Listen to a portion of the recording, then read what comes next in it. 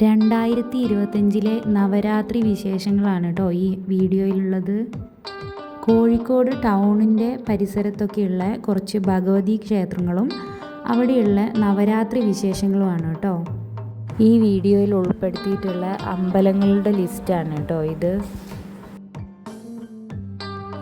ആദ്യം തന്നെ കോഴിക്കോടുള്ള പുത്തൂരമ്പലത്തിലാണ് കേട്ടോ പോകുന്നത്. പുതിയങ്ങാടി എന്ന് പറയുന്ന സ്ഥലത്താണ് പുത്തൂരമ്പലം.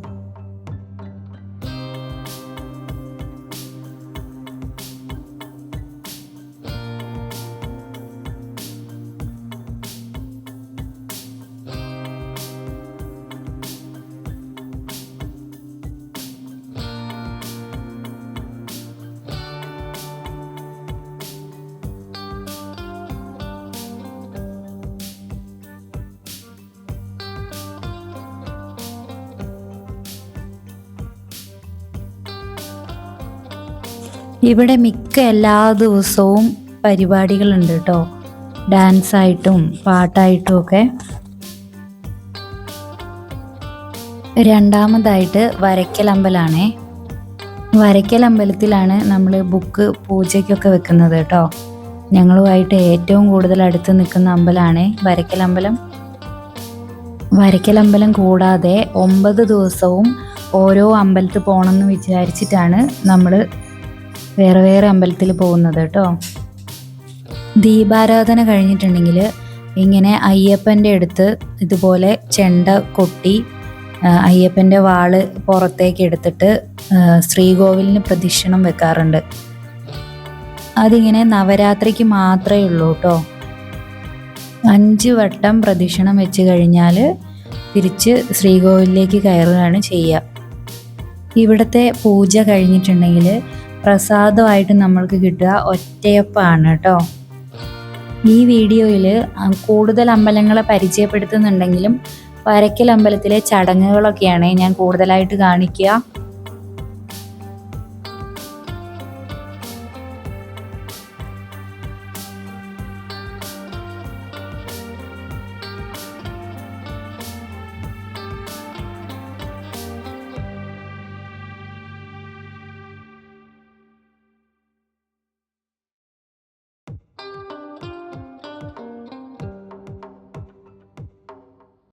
അഴകൊടി അമ്പലം പിന്നെ എല്ലാവർക്കും അറിയാം. ഇത് കോഴിക്കോട് ടൗണിൽ തന്നെ പുതിയ സ്റ്റാൻഡിൻ്റെ അടുത്ത് തന്നെയായിട്ടുള്ള അമ്പലമാണ്. അമ്പലത്തിന് ചുറ്റും ഒരുപാട് സ്ഥലമുള്ളതുകൊണ്ട് ഗ്രൗണ്ട്, പാർക്കിങ് എല്ലാം നന്നായിട്ട് ലൈറ്റിംഗ് ചെയ്ത് അലങ്കരിച്ചിട്ടുണ്ട് കേട്ടോ. ഓരോ ദിവസം ഓരോ പരിപാടികളായിട്ട് നടക്കുന്നുണ്ട്. ഇന്നിപ്പോൾ തുടങ്ങിയിട്ടില്ല കേട്ടോ, പക്ഷേ അമ്പലത്തിൻ്റെ നടയിൽ തന്നെ ഭജന ചൊല്ലുന്നുണ്ട്.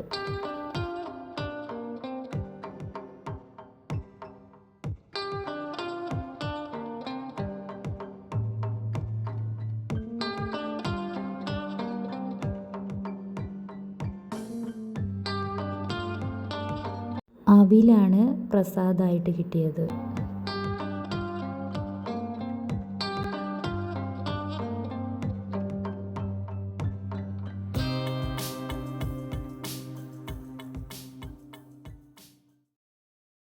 അടുത്തതായിട്ട് കോഴിക്കോട് ടൗണിൽ തന്നെയുള്ള പിഷാരികാവ് ക്ഷേത്രമാണ് കേട്ടോ. കൊല്ലം പിഷാരികാവല്ല. ഇവിടെ രാവിലെയാണ് തൊഴുതത്, അതുകൊണ്ട് ലൈറ്റിംഗ് ഒന്നും കാണാൻ പറ്റിയിട്ടില്ല. അമ്പലത്തിൽ ചെറുതായിട്ട് റെനോവേഷൻ വർക്ക് നടക്കുന്നുണ്ടായിരുന്നു. വൈകുന്നേരങ്ങളിൽ കലാപരിപാടി ഉണ്ടെന്ന് അവിടെ എഴുതി വെച്ചിട്ടുണ്ട് കേട്ടോ.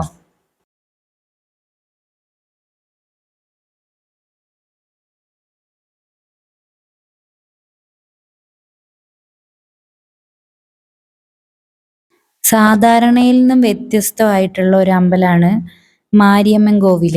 നമ്മളെ തളി ക്ഷേത്രത്തിൻ്റെയൊക്കെ അടുത്തായിട്ടാണ് വരിക. നമ്മളെ പാളയത്തുനിന്ന് മുതലേ ഇവിടെ അലങ്കാരങ്ങളൊക്കെ ചെയ്തിട്ടുണ്ട് കേട്ടോ. അവിടെ പോയപ്പോൾ നമുക്ക് ഇങ്ങനെ ബൊമ്മയൊക്കെ വെച്ച് അലങ്കരിച്ച്, ബൊമ്മക്കൊലു എന്നാണ് ഇതിന് പറയുക. തമിഴ്നാടുകാരുടെ സ്റ്റൈലാണെന്ന് തോന്നുന്നു. അതൊക്കെ കാണാൻ പറ്റി.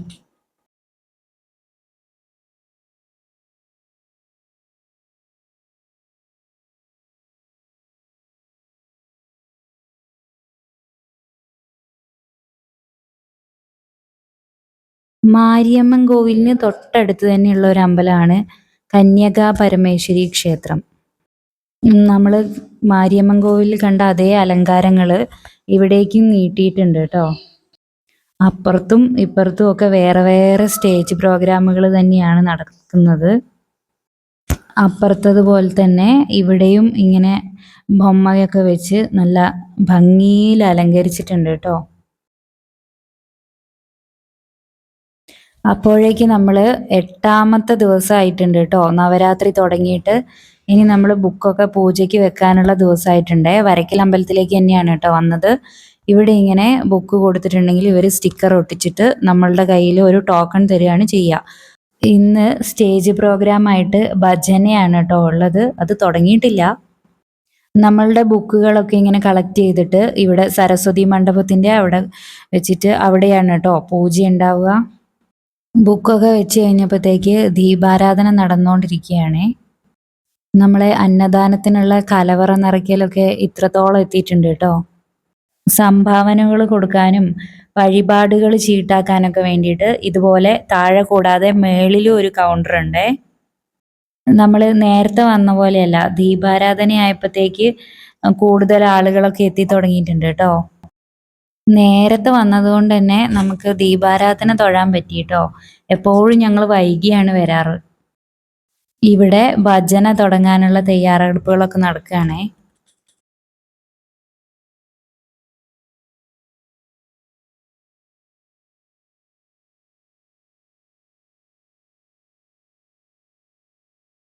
അതിനിടയിൽ അയ്യപ്പൻ്റെ അടുത്തുള്ള പൂജ നടന്നുകൊണ്ടിരിക്കുകയാണ് കേട്ടോ. അല്പസമയത്തേക്ക് ഭജനയൊക്കെ നിർത്തി വെച്ചിട്ടാണുള്ളത്. പൂജ കഴിഞ്ഞിട്ടുണ്ടെങ്കിൽ ഇങ്ങനെ ഒറ്റയപ്പവും പായസമൊക്കെ കിട്ടും കേട്ടോ. അതിനാണ് നമ്മൾ കാത്തു നിൽക്കുന്നത്. നവരാത്രി എല്ലാവർക്കും സന്തോഷമുള്ള ദിവസങ്ങളാണേ.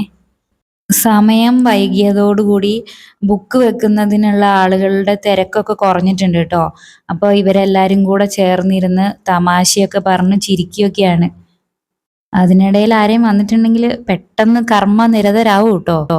ഭജന അതിൻ്റെ ഇടയിൽ നടന്നുകൊണ്ടിരിക്കുന്നുണ്ട്. ഇനിയുള്ളത് നവമി ദിവസങ്ങളിലെ വിശേഷങ്ങളാണ് കേട്ടോ. അടുത്ത ദിവസം നമ്മൾ പോയത് ഗാന്ധി റോഡുള്ള ദുർഗാദേവി ക്ഷേത്രത്തിലാണ്. ചെറിയൊരു അമ്പലമാണ് കേട്ടോ ഇത്. പക്ഷെ നല്ല ഭംഗിയാണ് കാണാൻ. ബീച്ചിൻ്റെ ഭാഗത്തുനിന്നും ടൗണിൽ നിന്നൊക്കെ വരാൻ എളുപ്പമുള്ള ഒരു അമ്പലമാണ് കേട്ടോ ഇത്.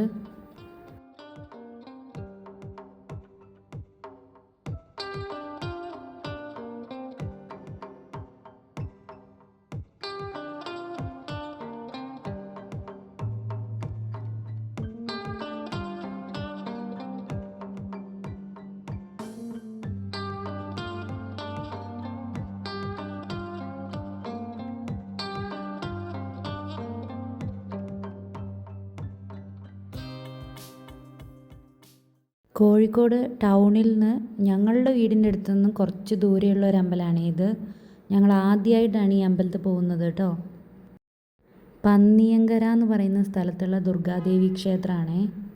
മെയിൻ റോഡിൽ നിന്ന് കുറച്ചുള്ളിലേക്ക് പോയാലാണ് കേട്ടോ ഈ അമ്പലം. അമ്പലത്തിലെത്തി കഴിഞ്ഞപ്പോൾ ഭയങ്കര വലിയൊരു അമ്പലമാണ്.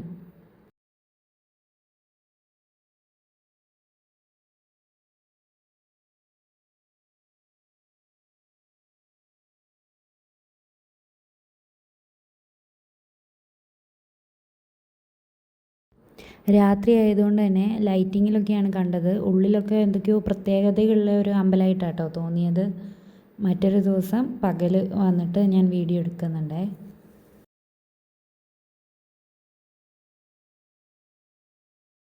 ഇനി കുറച്ച് വരയ്ക്കൽ അമ്പലത്തിലെ അന്നദാനത്തിൻ്റെ വിശേഷങ്ങളൊക്കെയാണ് കേട്ടോ കാണിക്കുന്നത്. വിളമ്പാനുള്ള ചോറും കറികളും ഒക്കെ റെഡിയായിട്ടുണ്ട്. പപ്പടം മാത്രമാണ് അവസാനം കാച്ചുന്നത്. കഴിക്കാനുള്ള ആളുകളുടെ ക്യൂ ഒക്കെ ഏകദേശം ആയി തുടങ്ങിയിട്ടുണ്ട്. ആദ്യത്തെ കുറച്ച് പേർക്ക് അമ്പലത്തിലെ സ്റ്റാഫുകൾ തന്നെയാണ് കേട്ടോ വിളമ്പുക.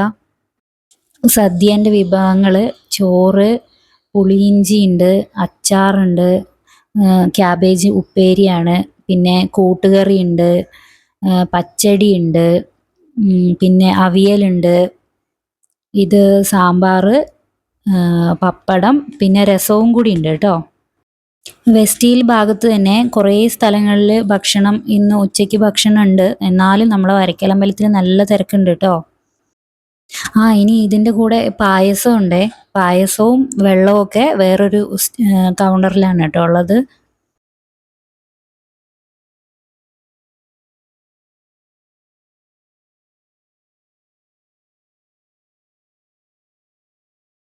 വിളമ്പുന്ന ഡ്യൂട്ടി ജിജി ചേച്ചി ആൻഡ് ടീം ഏറ്റെടുത്തിട്ടുണ്ടേ. അവരെ പ്രത്യേകം പറയുകയും പ്രത്യേകം കാണിക്കുകയും ചെയ്യണമെന്ന് പറഞ്ഞിട്ടുണ്ട് കേട്ടോ. നമ്മളെ ബുക്ക് വാങ്ങി വെക്കുന്ന അതേ ടീം തന്നെയാണ് കേട്ടോ ഇത്. അതിലുള്ള എല്ലാ അംഗങ്ങളും ഇതിലും ഉണ്ടാവുകയെ. വരുന്ന ആളുകൾക്കെല്ലാം പരാതിയില്ലാതെ തികയും വേണം, എന്നാൽ കുറഞ്ഞു പോയി എന്നും ആവുകയും ചെയ്യരുത്. അങ്ങനെ എല്ലാവർക്കും കറക്റ്റായിട്ട് വിളമ്പി ഒപ്പിക്കാനുള്ള കഴിവ് ഇവർക്കുണ്ട് കേട്ടോ. നമ്മളെ ശശിയേട്ടൻ, ഇതാണ് ഭക്ഷണം ഉണ്ടാക്കുന്ന ദേഹണ്ണക്കാരനാണേ. ശശിയേട്ടൻ പപ്പടങ്ങൾ അങ്ങനെ കാച്ചി ഇടുകയാണ്. ഒരാൾക്ക് ഒരു പപ്പടം വീതം തന്നെയാണ് ഉള്ളത്. എല്ലാവരും കഴിക്കുന്നുണ്ട്. ഇനി എക്സ്ട്രാ ആയിട്ട് ചോറും രസവും ഒക്കെ വേറൊരു കൗണ്ടറിൽ നിന്ന് കൊടുക്കുകയും ചെയ്യും കേട്ടോ. ഒന്നോ രണ്ടോ വിഭവങ്ങളാണെങ്കിലും അമ്പലത്തിൽ നിന്ന് കഴിക്കുമ്പോൾ അതിനൊരു പ്രത്യേക സ്വാദ് തന്നെയാണ് അല്ലേ. നമ്മളെ കലവറ നിറയ്ക്കലിൽ കിട്ടാത്ത സാധനങ്ങൾ ദേവസ്വം തന്നെ കൂട്ടിയെടുത്തിട്ടാണ് കേട്ടോ സദ്യ ഉണ്ടാക്കുക. ഒരുവിധം എല്ലാ സാധനങ്ങളും അങ്ങനെ തന്നെ കിട്ടാറുണ്ട്. ഒരാൾ ഒരു തേങ്ങയാണ് കൊടുക്കുന്നതെന്നുണ്ടെങ്കിലും അത് ഒരുപാട് പേർക്കുള്ള ഭക്ഷണമായിട്ട് മാറുകയാണ് ചെയ്യുന്നത്. പപ്പടം കാച്ചുന്ന സ്ഥലത്ത് കാച്ചുന്നയാളെ കൂടാതെ ഒരു സഹായിയും അത് നോക്കി നിൽക്കുന്ന വേറൊരാളെയും കൂടി കണ്ടിട്ടുണ്ടേ. ഓരോ പപ്പടമായിട്ടല്ല കേട്ടോ, ഇങ്ങനെ ഒന്നാകെ ഒരുമിച്ചിട്ടിട്ടാണേ പപ്പടം കാച്ചിയെടുക്കുന്നത്. കുറച്ച് കഴിഞ്ഞപ്പോഴത്തേക്ക് നമ്മളെ തിരക്കൊക്കെ നന്നായിട്ട് കൂടിയിട്ടുണ്ട്. വിളമ്പുന്ന ആളുകൾക്കും കുറച്ച് മാറ്റമൊക്കെ വന്നിട്ടുണ്ട്. നമ്മളെ ക്യൂ ഇങ്ങനെ നീണ്ടു പോയിരിക്കുകയാണ്. ഭക്ഷണമൊക്കെ ഉണ്ടാക്കി ക്ഷീണിച്ച് ശശിയേട്ടൻ ഇരുന്ന് തന്നെ ഉറങ്ങിപ്പോയി കേട്ടോ. ഉണ്ടാക്കുന്ന ഒരാൾ മാത്രമല്ല കേട്ടോ, അതിൻ്റെ പിന്നിൽ ഒരുപാട് പേര് പ്രവർത്തിക്കുന്നുണ്ടേ. അവരെ എല്ലാവരും ഇതിൽ കാണിക്കാൻ പറ്റിയിട്ടുണ്ടോയെന്ന് എനിക്കറിയില്ല. പാത്രങ്ങൾ കഴുകാനും എല്ലാത്തിനും വേറെ വേറെ ആൾക്കാരുണ്ട് കേട്ടോ. അന്നദാനമൊക്കെ ഭംഗിയായിട്ട് കഴിഞ്ഞിട്ടുണ്ട് കേട്ടോ.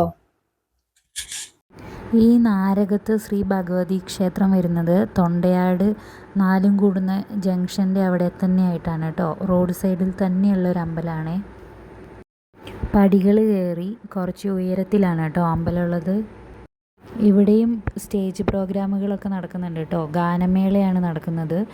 ഇങ്ങനെ സ്റ്റേജ് ഏറ്റവും താഴെയും കസേരകളൊക്കെ ഇങ്ങനെ തട്ടായിട്ട് ഇട്ടതുകൊണ്ട് എല്ലാവർക്കും ഒരേപോലെ പ്രോഗ്രാമുകളൊക്കെ കാണാൻ പറ്റും കേട്ടോ അവിടെ.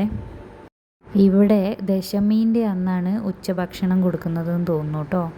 അവിലാണ് നമുക്ക് പ്രസാദമായിട്ട്. വരയ്ക്കലമ്പലത്തിലാണ് കേട്ടോ. ഇവിടെ ഇന്നലത്തെ നമ്മൾ അന്നദാനമൊക്കെ കഴിഞ്ഞ് എല്ലാ പാത്രങ്ങളൊക്കെ ഇങ്ങനെ കിടക്കുകയാണ്. രാവിലെ തന്നെ ഇന്ന് രാവിലെ ബ്രേക്ക്ഫാസ്റ്റ് ഉപ്പുമാവാണ്, അത് കഴിക്കാനുള്ള തിരക്കാട്ടോ കാണുന്നത്. ബുക്ക് പൂജയ്ക്ക് വെച്ചതൊക്കെ തിരിച്ച് എടുത്ത് ഇങ്ങനെ വെക്കും. അങ്ങനെ ആളുകൾ ടോക്കണുമായി വന്നാൽ നമ്മളത് തിരിച്ചെടുത്ത് കൊടുക്കുക, അങ്ങനെയാണ് കേട്ടോ ചെയ്യുക. ബുക്ക് എടുക്കുന്നതിൻ്റെ കൂടെ തന്നെ വിദ്യാരംഭം ഒരു ഭാഗത്ത് നടക്കുന്നുണ്ട് കേട്ടോ. ഇന്ന് വൈകുന്നേരത്തോട് കൂടിയിട്ട് എല്ലാ ചടങ്ങുകളും കഴിഞ്ഞ് നവരാത്രീൻ്റെ ഇതൊക്കെ കഴിയുകയാണേ.